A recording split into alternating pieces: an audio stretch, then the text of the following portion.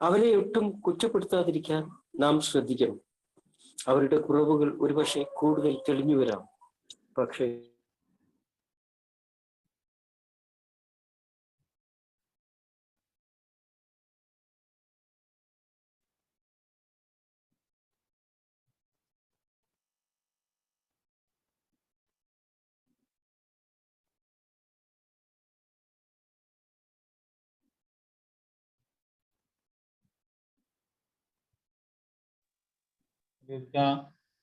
ഇത് കട്ടായി പോകുന്നു. വായിച്ചോളൂ. ഒരുപക്ഷെ കൂടുതൽ കഴിഞ്ഞു വരാം. പക്ഷെ നമ്മുടെ തന്നെ പ്രവൃത്തി തന്നെയാണ് അതിന് ഭാഗികമായി ഉത്തരവാദിയായിരുന്നത് എന്നതിനാണ് സാധ്യത. അതുകൊണ്ട് നമ്മൾ കുടുംബത്തോടൊപ്പം വീട് വൃത്തിയാക്കുന്നു. നമ്മുടെ പ്രഭാത ധ്യാനങ്ങളിൽ ക്ഷമയ്ക്കും സഹിഷ്ണുതയ്ക്കും ദയയ്ക്കും സ്നേഹത്തിനും ഉള്ള മാർഗം കാണിച്ചു തരുന്നതിനായി ദൈവത്തോട് പ്രാർത്ഥിക്കുന്നു. ഓക്കെ, താങ്ക് യു ഖലീൽക. അപ്പൊ ഞങ്ങൾക്ക് ഇത്തരത്തിലുള്ള സങ്കീർണതകളൊന്നും ഇല്ലെങ്കിൽ സ്വന്തം ഗൃഹത്തിൽ ചെയ്യേണ്ട ഒരുപാട് കാര്യങ്ങൾ വേറെയുണ്ട്. ഈ നേരത്തെ പറഞ്ഞ ഈ കാര്യങ്ങള്, ക്രിമിനൽ ആയിട്ടുള്ള കാര്യങ്ങള്, ലൈംഗികപരമായ കാര്യങ്ങള്, പണം റെസീറ്റ് ഇല്ലാതെ, അങ്ങനെ പല കാര്യങ്ങളും നമ്മളിപ്പോ അവിടെ 9-ാം പടിയുമായിട്ടൊക്കെ വിശദീകരിച്ച് വായിച്ചു. ഇതൊന്നും ഇല്ലെങ്കിൽ, അത്തരത്തിലുള്ള സങ്കീർണതകളൊന്നും ഇല്ലെങ്കിൽ സ്വന്തം ഗൃഹത്തിൽ ചെയ്യേണ്ട ഒരുപാട് കാര്യങ്ങൾ വേറെയുണ്ട്. എന്താണ്? കുടിക്കാതെ സുബോധത്തോടു കൂടി ഇരിക്കലാണ് തനിക്ക് ആകെ ചെയ്യേണ്ടതായിട്ടുള്ളത് എന്ന് പറയുന്ന അമിത മദ്യപാനാസക്തിനെ ഞങ്ങൾ കണ്ടുമുട്ടാറുണ്ട്. അതായത് എനിക്ക് വേറെ പ്രശ്നങ്ങളൊന്നുമില്ല, എനിക്കിന്ന് കുടിക്കാതെ ഇരുന്നാൽ മതി, ബാക്കി കാര്യങ്ങളിലൊക്കെ ഞാൻ ഓക്കെയാണ്, എന്റെ ജോലിയുണ്ട്, കുടുംബത്തിൽ അതുണ്ട് ഇതുണ്ട് എന്നൊക്കെ പറയുന്ന പലരെയും നമ്മൾ കണ്ടുമുട്ടാറുണ്ട്. അയാൾ തീർച്ചയായും കുടിക്കാതിരിക്കേണ്ടത് ഉണ്ട് എന്നുള്ളതും വളരെ പ്രധാനപ്പെട്ടതാണ്. കാരണം എന്താ വെച്ചാൽ അങ്ങനെ അല്ലെങ്കിൽ അയാൾക്ക് വീട് പോലും ഉണ്ടായിരിക്കില്ല. കാരണം എന്താ, അയാൾ കുടിച്ചു പോയാൽ സർവ്വതും പോകും എന്നുള്ളത് നമുക്ക് നന്നായിട്ട് അറിയാം. പക്ഷേ വളരെ ഭയാനകമായ രീതിയിൽ താൻ അവരോടൊക്കെ പെരുമാറിയിരുന്നെങ്കിൽ ആദ്യ ഭാര്യയോടും മാതാപിതാക്കളോടും ഒക്കെ പ്രായശ്ചിത്തം ചെയ്യുന്ന കാര്യത്തിൽ ഇനിയും ഒരുപാട് അയാൾ മുന്നോട്ട് പോകേണ്ടതുണ്ട്. നേരത്തെ നമ്മൾ പറഞ്ഞിരിക്കുന്ന ആ വിഷയവുമായി ബന്ധപ്പെട്ട മേഖലയിലുള്ള ആളുകളോടാണ് പറയുന്നത്. കാരണം അയാൾ വളരെ ഭയാനകമായ രീതിയിൽ താൻ അവരോടൊക്കെ പെരുമാറിയിരുന്നെങ്കിൽ ആദ്യ ഭാര്യയോടും മാതാപിതാക്കളോടും ഒക്കെ പ്രായശ്ചിത്തം ചെയ്യുന്ന കാര്യത്തിൽ ഇനിയും ഒരുപാട് അയാൾ മുന്നോട്ട് പോകേണ്ടതുണ്ട്. നമ്മൾ കുടി നിർത്തി കഴിയുമ്പോൾ നമ്മൾ മുൻകാല ചെയ്തികളെ കുറിച്ച് ശരിയായ രീതിയിൽ ഒരു പട്ടിക, വ്യക്തിപരമായ ബന്ധങ്ങളുമായിട്ട് ബന്ധപ്പെടുത്തി ഒരു പട്ടിക തയ്യാറാക്കി കഴിഞ്ഞാൽ ഒരുപാട് കാര്യങ്ങൾ നമുക്ക് കണ്ടെത്താൻ കഴിയും.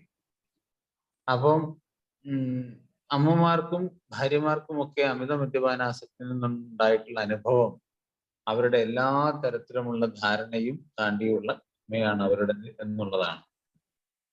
അതായത് നമ്മുടെ അമിത മദ്യപാനിയിൽ നിന്നുണ്ടായിട്ടുള്ള അനുഭവങ്ങൾ അമ്മമാർക്കും ഭാര്യമാർക്കും ഒക്കെ അവരുടെ എല്ലാ തരത്തിലുള്ള ധാരണയും താണ്ടിയിട്ടുള്ള ക്ഷമയാണ് അവരുടേത്, അല്ലെ? എത്രയോ അവര് ക്ഷമിച്ചിട്ട് നിന്നിട്ടുള്ള ഒരവസ്ഥ നമ്മൾ എപ്പോഴും കണ്ടിട്ടുണ്ട്. അപ്പം ഈ എന്താ പറയാ, അങ്ങനെയാണ് അവരുടെ എല്ലാ തരത്തിലുമുള്ള ധാരണയും താണ്ടിയിട്ടുള്ള ക്ഷമയാണ് അവർക്കുള്ളത് എന്നുള്ളതാണ്.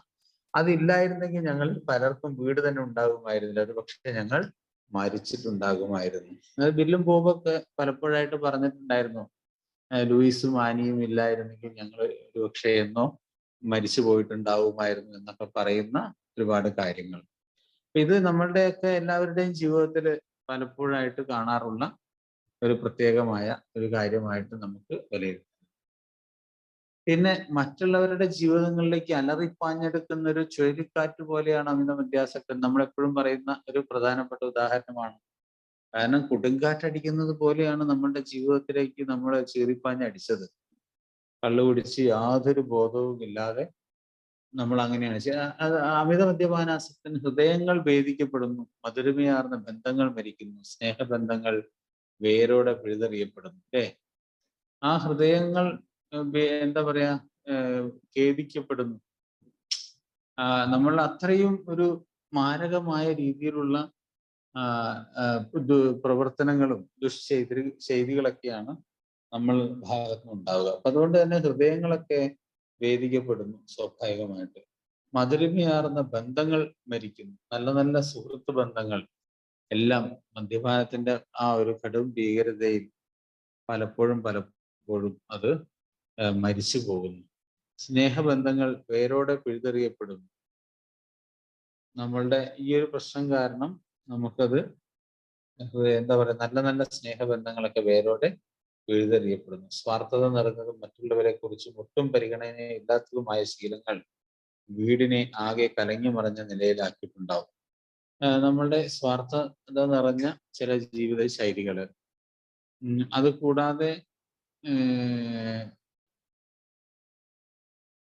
സ്വാർത്ഥത കൂടാതെ നമ്മൾ ഈ പറഞ്ഞ മാതിരിയുള്ള കലങ്ങി മറിഞ്ഞ് തനിക്ക് കുടിക്കാതിരിക്കുന്ന അവസ്ഥ മാത്രം മതി എന്ന് ഒരാൾ പറയുമ്പോൾ അയാൾ ഒട്ടും ചിന്തിക്കാൻ കഴിവില്ലാത്തവരെന്നാണ് ഞങ്ങൾ തോന്നുന്നത്.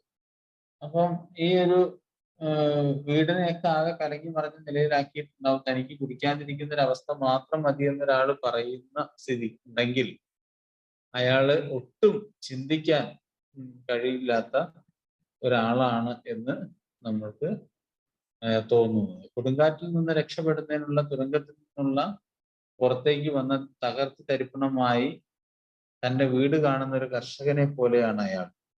ഭാര്യയോട് അയാൾ അഭിപ്രായപ്പെടുന്നു, ഇവിടെ സംഭവിച്ച കാര്യങ്ങളൊന്നും കാണേണ്ട, എന്റെ ബെമ്പ്രനൂര്, കൊടുങ്കാറ്റ് നിന്നു എന്നത് തന്നെ വലിയൊരു കാര്യമല്ലേ എന്നാണ് നമ്മളോട് പറയുന്നത്. അപ്പം അതായത് പലപ്പോഴും ഈ ഒരു പാരഗ്രാഫ് നമുക്ക് ഒരുപാട് ചിന്തിക്കാൻ നമ്മൾ പ്രേരിപ്പിക്കുന്നതാണ്. അതായത് കുടി നിർത്തിയാൽ മതി എന്ന് മാത്രം പറയുന്ന കുറെ വിഭാഗം ആളുകൾ, അങ്ങനെയുള്ളവരോട് അവർ ചിന്തിക്കാൻ കഴിവില്ലാത്തവർ എന്നാണ് ഞങ്ങൾ മുദ്ര കുത്തുന്നത്. അതായത് കുടി നിർത്തുന്ന ഒരു പരിപാടിയല്ല, കുടിയിൽ നിന്ന് വിട്ടു നിൽക്കുക എന്ന് പറയുന്നത് ആദ്യത്തെ ഒരു ചുവടുവെപ്പ് മാത്രമാണ്. അപ്പൊ അങ്ങനെയുള്ള ഒരു കാര്യം പറയുന്നവരോട് നമുക്ക് പറയാനുള്ളത് അതാണ്. അപ്പം എന്താ പറയാ, ഈ ഒരു കൊടുങ്കാറ്റിൽ നിന്ന് രക്ഷപ്പെട്ടതിന്റെ ഒരു ആശ്വാസം മാത്രം പറഞ്ഞ് നമ്മൾ സുബോധാവസ്ഥ നിലനിർത്തിക്കൊണ്ട് ദിവസങ്ങൾ എണ്ണി വർഷങ്ങൾ കഴിഞ്ഞ് എന്നൊക്കെ അവകാശപ്പെടുന്നുണ്ടെങ്കിൽ അതൊന്നും ഒരു വലിയ കാര്യമല്ല എന്നാണ് നമ്മളോട് പറയുന്നത്. അതെ, വളരെ ദീർഘകാലം പുനർനിർമ്മാണത്തിന് വേണ്ടി നമ്മുടെ മുമ്പിലുണ്ട്. നമ്മൾ അങ്ങനെ വേണം ചിന്തിക്കാൻ. വളരെ കാലം സമയമെടുക്കും. അതിന് നാം മുൻകൈ എടുക്കണം. എങ്ങനെ? ഞങ്ങൾ ഖേദിക്കുന്നു എന്ന ശോകാർദ്രമായ പെറുപുറക്കൽ കൊണ്ട് മാത്രം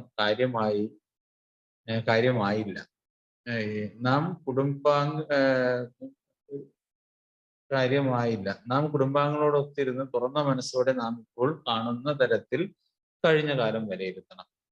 ഒരു പൊതുവായിട്ടുള്ള ഒരു അന്തരീക്ഷം, നമ്മളെ ഗൃഹാന്തരീക്ഷം നമുക്ക് മാറ്റിമറിക്കണം. ഒരുമിച്ചിരുന്ന് ഭക്ഷണം കഴിക്കുക, കൂട്ടത്തോടു കൂടിയുള്ള ചർച്ചകൾ നടത്തുക, ഇങ്ങനെയുള്ള കാര്യങ്ങളൊക്കെ നമുക്ക് അവലംബിക്കേണ്ടതുണ്ട് എന്നാണ് നമ്മളോട് പറയുന്നത്. അപ്പം അവരെ ഒട്ടും കുറ്റപ്പെടുത്താതിരിക്കാൻ നാം ശ്രദ്ധിക്കണം. അതാണ് ഏറ്റവും വലിയൊരു കാര്യം. മറ്റുള്ളവരെ കുറ്റപ്പെടുത്തുന്ന കാര്യത്തിൽ നമ്മൾ ശ്രദ്ധിക്കണം. കാരണം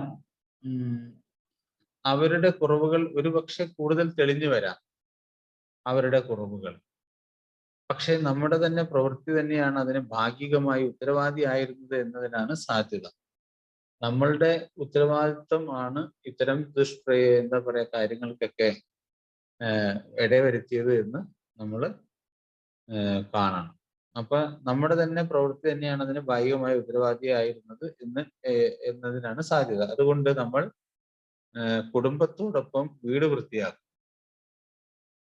അപ്പം ഈ വീട് വൃത്തിയാക്കുക എന്ന് പറയുമ്പോൾ, കുടുംബത്തോടൊപ്പം എന്ന് പറയുമ്പോൾ നമ്മളുടെ ഒരു എന്താ പറയാ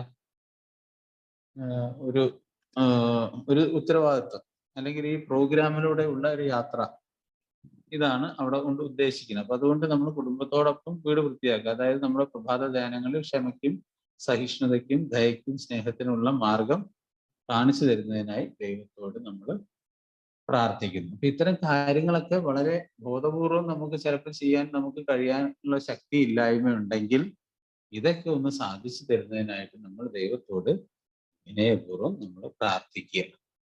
ഇതിന് മുമ്പിലുള്ള മാർഗമുണ്ട്. അതായത് നമ്മൾ ഇതൊക്കെ ചെയ്യണം എന്നുള്ളത് നിർബന്ധമാണ്. അപ്പൊ ഇത്തരം ചെയ്തികളൊക്കെ ചെയ്യുന്നതിന്റെ മുന്നോടിയായിട്ട് ചില വൈകാരികമായ ഉത്കണ്ഠയും ഭയമൊക്കെ വരുന്നുണ്ടെങ്കിൽ അതൊക്കെ മറികടന്ന് കിട്ടാനുള്ള ഒരു പ്രചോദനത്തിന് വേണ്ടി നമ്മൾ ദൈവത്തോട് കൃത്യമായിട്ട് പ്രാർത്ഥിക്കുക എന്നുള്ളത് മാത്രമേ നമുക്ക് പറയാനുള്ളൂ. ഏതായാലും ഇന്ന് 81-ാമത്തെ പേജിൽ ദൈവത്തോട് പ്രാർത്ഥിക്കുന്നു എന്നുള്ള ഭാഗം വരെ വായിച്ച് നമ്മുടെ ഇന്നത്തെ വായന അവസാനിപ്പിക്കുന്നു. തുടർന്ന് 12 മണിയായി നമുക്കിനി അതിൻ്റെ ചർച്ചകളിലേക്ക് കടക്കാൻ വേണ്ടി മോഡറേറ്ററെ പ്രത്യേകം ക്ഷണിക്കുന്നു. Okay, thank U.